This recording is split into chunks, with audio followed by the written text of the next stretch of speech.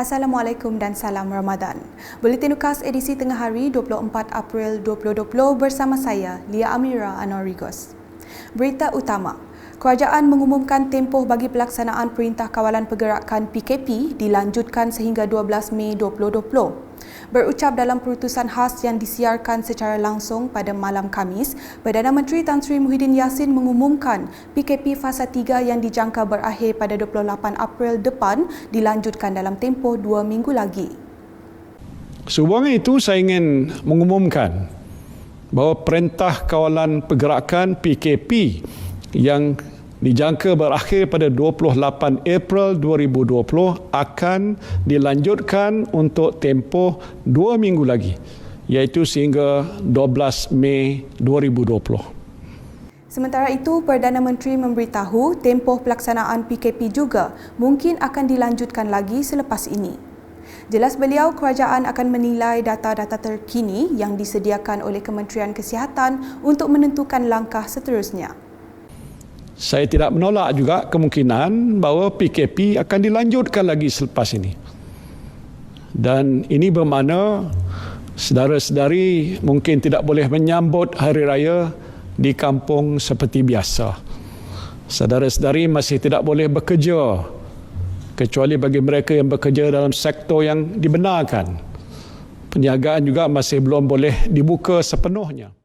Beralih ke laporan COVID-19, dengan Sarawak merekodkan 4 lagi kes positif pada Khamis. Timbalan Ketua Menteri Sarawak yang juga pengerusi pengurusan bencana negeri, Dato' Amar Douglas Ugah Embas berkata, ianya menjadikan jumlah keseluruhan sebanyak 459 kes. Pada hari ini, Sarawak merekodkan 4 kes positif COVID-19 baru. Ini jumlah di Sarawak adalah 459 kes, manakala 70 kes sembuh. 105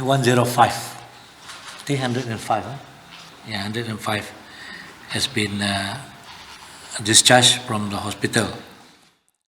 Bercakap pada sidang media harian COVID-19, beliau memberitahu angka tersebut menunjukkan tiada kes positif baru direkodkan di 36 daerah seluruh negeri.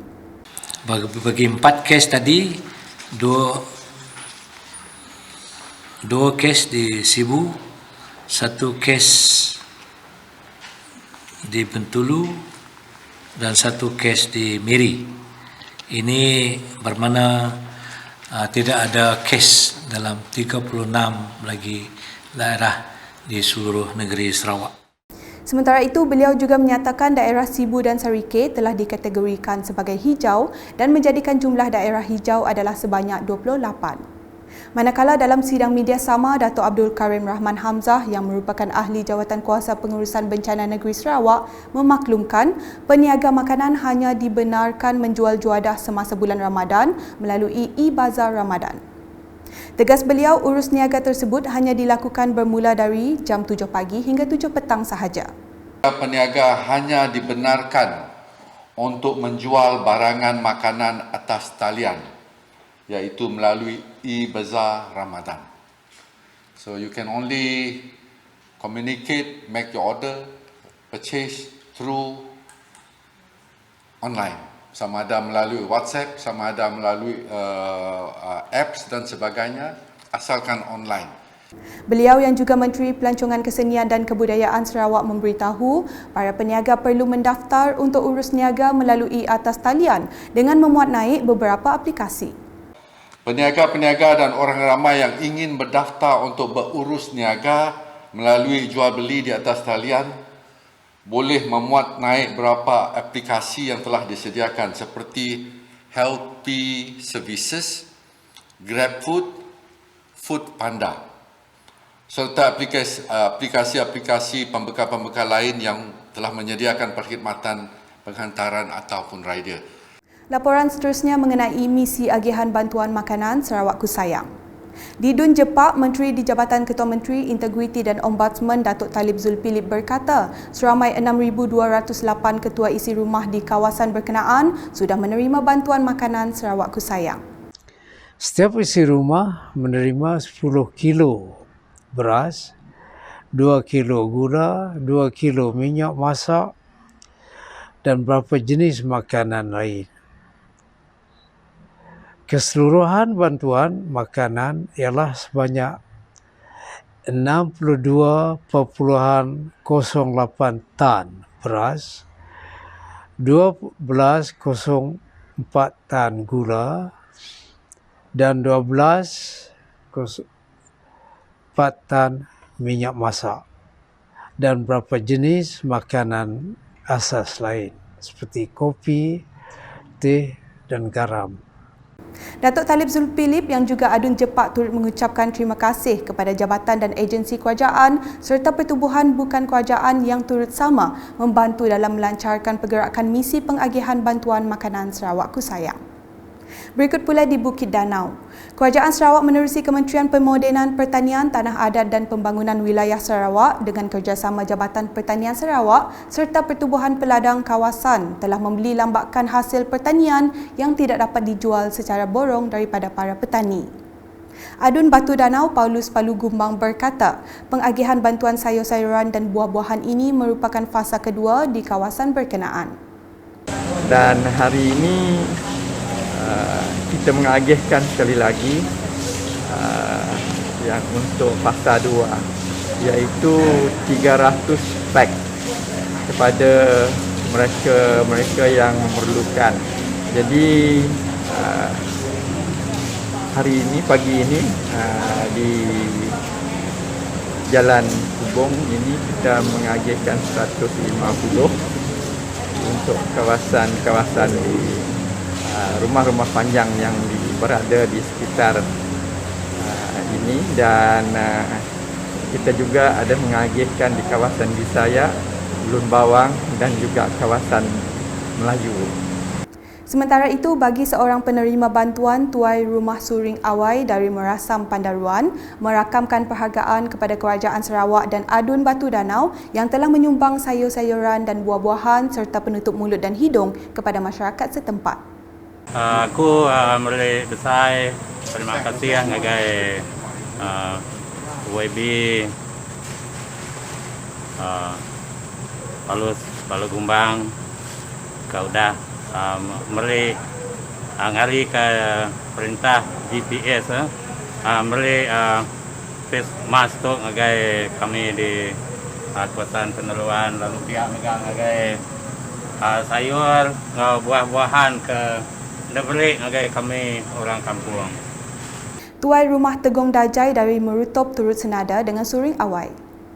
Sampai ke Nagati yang kita bantu penemu kami hari atas tu hari ulu tu.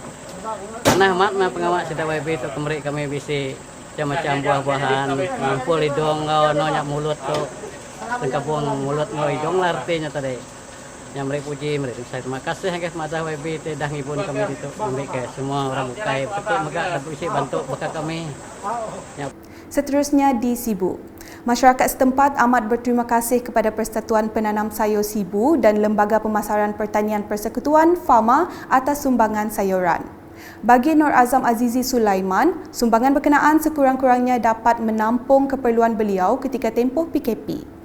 Terima kasihlah kami itu sikit banyak lah boleh lah nanti nampung sikit saya makan lah. Sementara itu, petugas agihan sayur Rabiah Sabli berkata, sumbangan sayur berkenaan telah bermula sejak penguatkuasaan PKP di mana ia diagihkan setiap hari kepada penduduk di Sibu.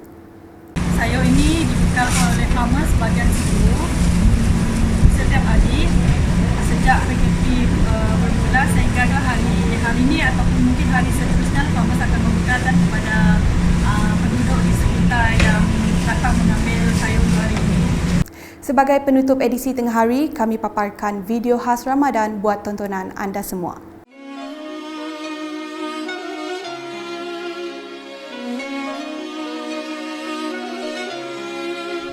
Kedatangan Ramadan acap kali disambut dengan kemeriahan bazar yang menjual beraneka kuih muih, lauk pauk dan minuman.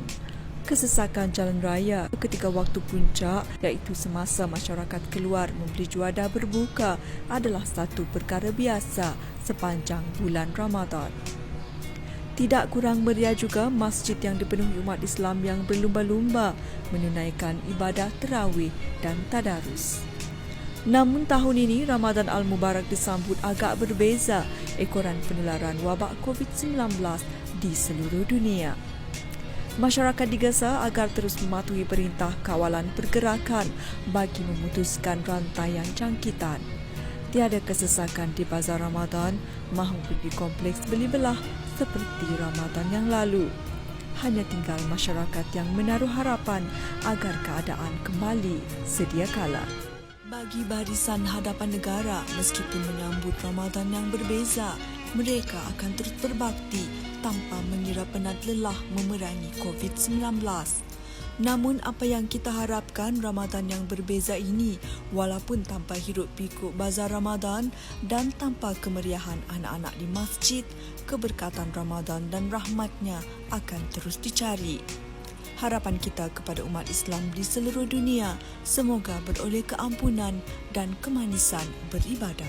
Salam Ibu Pertiwiku. Saya ingin mengambil kesempatan ini untuk mengucapkan selamat menyambut bulan Ramadan dan ibadah puasa kepada semua warga senegeri yang beragama Islam dan juga kepada semua warga keluarga UKAS di mana jua anda berada. Dan juga penghargaan saya kepada semua frontliners dan terima kasih di atas pengorbanan semua.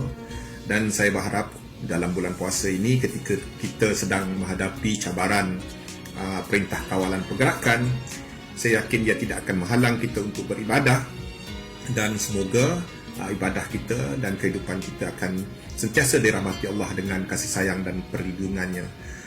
Dan juga kita mesti sentiasa mengamalkan kebersihan kita mengikut aturan yang telah ditetapkan oleh PKP. Dan insyaAllah jika kita semua mematuhi peraturan ini, saya harap PKP ini dapat dipendekkan dan kita akan dapat menyambut Hari Raya dan seterusnya menyambut gawai. Terima kasih.